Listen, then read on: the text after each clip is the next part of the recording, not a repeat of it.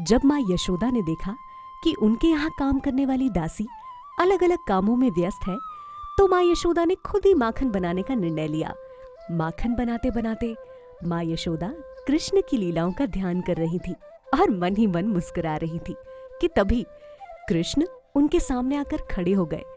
माँ यशोदा समझ गई कि बाल कृष्ण को भूख लगी है। उन्होंने कृष्ण को गोद में लिया और दूध पिलाने लगी कि तभी चूल्हे पे चढ़ा दूध उबलने लगा।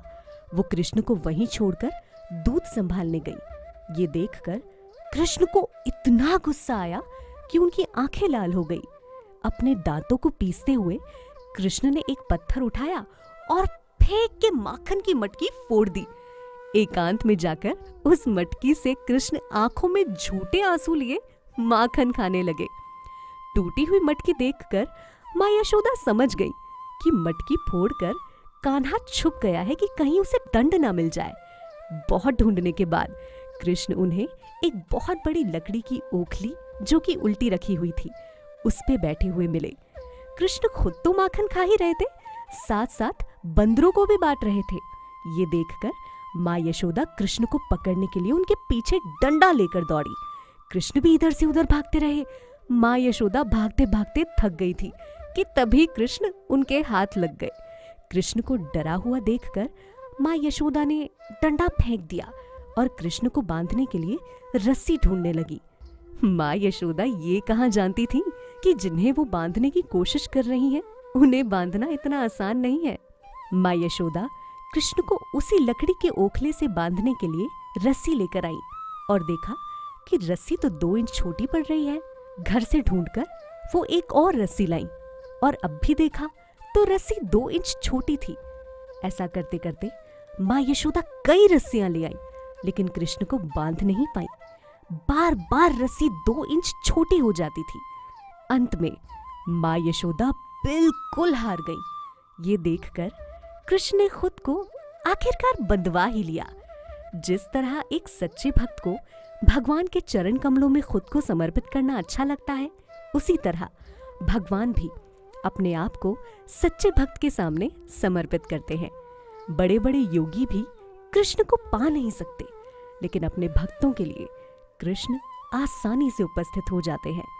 कृष्ण को बांधकर माँ यशोदा घर के कामों में लग गईं। ओखली से बंधे कृष्ण ने अपने सामने 2 अर्जुन वृक्ष देखे और सोचा कि एक तो माता ने मुझे दूध पूरा नहीं पिलाया, ऊपर से जब मैंने मटकी तोड़कर माखन बंदरों में बांट दिया तो मुझे दंड भी दिया। अब मैं कुछ और शरारत करूंगा, सामने इन 2 बड़े वृक्षों को गिरा देता हूँ। ये 2 वृक्ष जिन्हें अर्जुन वृक्षों के नाम से जाना गया, इनकी भी एक कहानी है। यहाँ समझने वाली बात यह है कि कृष्ण एक साथ में कई लीलाएं कर रहे होते हैं। कृष्ण ने अपनी लीला से ये बताया कि केवल समर्पण और भक्ति से भगवान को प्राप्त किया जा सकता है। साथ ही साथ नारद मुनि द्वारा कुबेर पुत्रों को दिए गए श्राप से अर्जुन वृक्षों को न केवल मुक्ति दिलाई, बल्कि अपनी अनंत शक्ति का ज्ञान भी कराया। आइए जानते हैं अर्जुन वृक्षों की कहानी। कुबेर एक देवता और शिव जी के परम भक्त थे। कुबेर के 2 पुत्र नल कुबेर और मणिग्रीव अपने पिता की अपार संपत्ति के नशे में गलत आदतों और अवैध संबंधों से अत्यंत आसक्त हो गए। एक दिन ये दोनों पुत्र कैलाश क्षेत्र में मंदाकिनी नदी के पास शिव जी के उद्यान पहुंचे। नशे की अवस्था में दोनों वहां उपस्थित अप्सराओं के साथ जल क्रीड़ा करने लगे। उसी वक्त वहां से नारद मुनि गुजरे और ये सब देखकर उन्हें बेहद दुख हुआ। नारद मुनि को देखकर अप्सराएं थोड़ा सतर्क हो गईं और खुद को ढकने लगी, लेकिन कुबेर के इन दोनों पुत्रों को होश तक नहीं था कि नारद मुनि वहां उपस्थित हैं।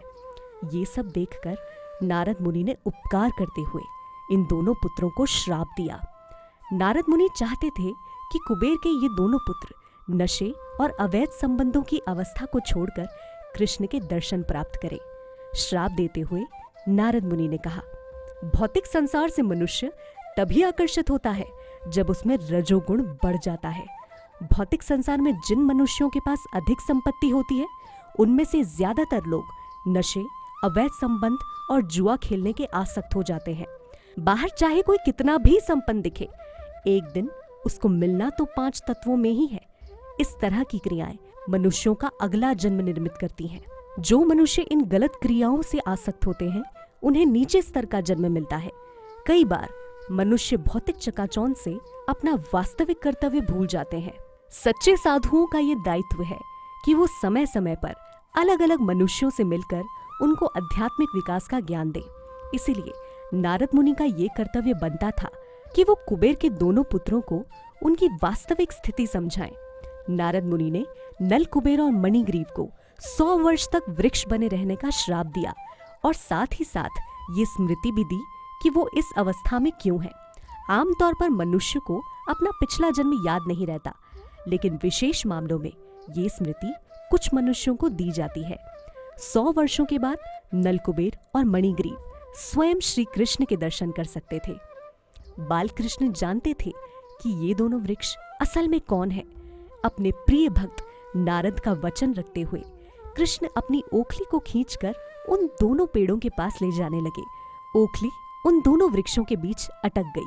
उसी वक्त कृष्ण ने रस्सी को जोर से खींचा और दोनों वृक्ष टूटकर नीचे गिर गए।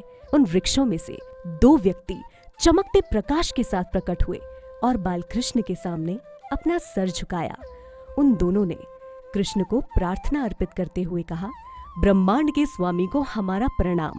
हमें आशीर्वाद दें कि हम सदैव आपकी सेवा कर सकें। आज आपने हमें हमारे सभी पापों से मुक्त किया है। इसी पे कृष्ण ने कहा, मैं जानता हूँ कि तुम्हें नारद मुनि ने बिल्कुल नीचे स्तर के नरकीय जीवन से बचाया है।